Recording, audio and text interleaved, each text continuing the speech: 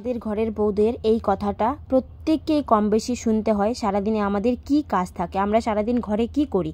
তো hello everyone, good morning. সকলে কেমন আছো? আজকে চলে এসেছি আবারও একটি ছোট্ট ব্লগ নিয়ে তোমাদের কাছে। আশা করছি আজকে সারাদিনের ব্লগটা তোমাদের ভালো লাগবে।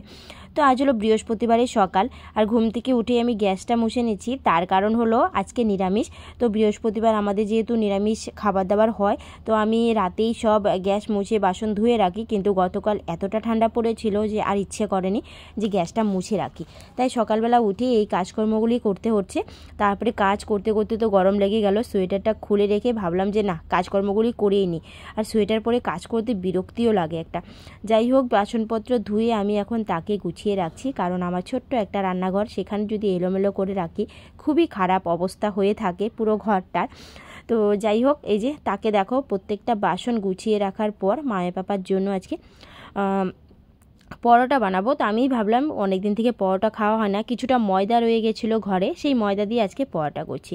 তো চলো, ব্যাটারটা অলরেডি হয়ে গেছে মাখা। এখন আমি এক এক করে রুটিগুলি বানিয়ে নিচ্ছি। আর এদিকে তাওয়াও বসিয়ে দিয়েছি, অলরেডি গরমও হয়ে গেছে। আর মাম চলে গেছে স্কুলে।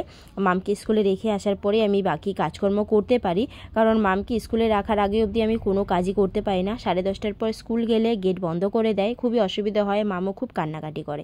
সে কারণে মামকে স্কুলে রেখে এসে তারপরে আমি সংসারে কাজকর্ম করি। তো যাই হোক, এখন এই যে এক এক করে রুটিগুলি বেলে নিচ্ছি, আর একটু সামান্য তেল দিয়ে তারপরে ছেঁকে নেব, যেহেতু পরোটা করছি। চলো এক এক করে বানিয়ে নিচ্ছি। আর মায়ের বাবা উঠেও গেছে ঘুম থেকে আজকে তাড়াতাড়ি। তো ওঠার পর এখন আর কি খেতে দেব। তো এক এক করে বানিয়ে নিচ্ছি। চলো, একটা হয়ে গেছে অলরেডি, একটা নামিয়ে নিলাম। তো আরেকটা উল্টে পাল্টে ভালো করে আমি ভেজে নিচ্ছি। তারপরে করে নিলাম চা, কারণ 2 কাপ চা করে নিচ্ছি, দুজনেই খেয়ে নেব। আর মা বাবা তো বসে আছে অনেকক্ষণ থেকে, রুটিগুলো বানাতে অনেকটা লেট হয়ে গেছে। যাই হোক, চলো, চা রেডি, এখন আমরা খেয়ে নিচ্ছি। বন্ধুরা, আমি তো মায়ের বাবাকে খাওয়া দাওয়া দিয়ে পুজো দিলাম, যেহেতু আজ বৃহস্পতিবার, পাঁচালি পরে ঘট বসিয়ে পুজো দিয়েছি। আর মায়ের বাবা দিকে করছে রান্না। তো আজকে যেহেতু নিরামিষ, মায়ের বাবা পনির করছে।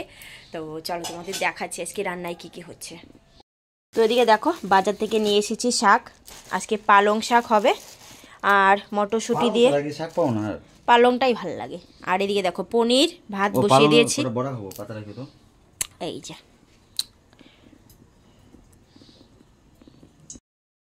তো এদিকে দেখো পনিরের সবজি কিন্তু বসিয়েও দিয়েছে, আর মশলাটা যেহেতু করে দিয়েছিলাম তাড়াতাড়ি হয়ে গেছে। আর আমি এদিকে ভাতটা বসিয়ে দিয়েছি, আর করব পালং শাক। তো বেশি কিছু আজকে আর করছি না। তো ভাতটাও মোটামুটি হয়ে গেছে, আমি দেখছিলাম যে ভাতটা আমি নামিয়ে নেব, আর পনিরের ঝোলটা ফুটে ওঠার অপেক্ষা। শুভ সন্ধ্যা বন্ধুরা। সেই দুপুরের পর থেকে আর ব্লগটা কন্টিনিউ করা হয়নি। মামকে স্কুলে আনতে গেলাম, তারপরে খাওয়া দাওয়া করে সেই চলে গেলাম টিউশনে। তো কিছুই বায়না করছিল, শেষ পর্যন্ত মা বাবা এখন করছে বেগুনি। মানে বাইরে প্রচণ্ড ঠান্ডা, বলছে একটু গরম গরম বেগুনি হলে ভালো হয়। তো আমার হাতে বেগুনিটা সেরকম ঠিকঠাক হয় না, তাই মায়ের বাবাকে বললাম তুমি বানাও, আমি খাবো বসে বসে। তাই এখন মায়ের বাবা বেগুনির ব্যাটার তৈরি করছে। আর অলরেডি বেগুনগুলি চাকচাক করে কেটেও রেখেছি আমি, এই যে এখানে। তো দেখা যাক মায়ের বাবা কেমন বেগুনি করে, ফুলকো ফুলকো বেগুনি করে নাকি কিরকম করে, দেখি।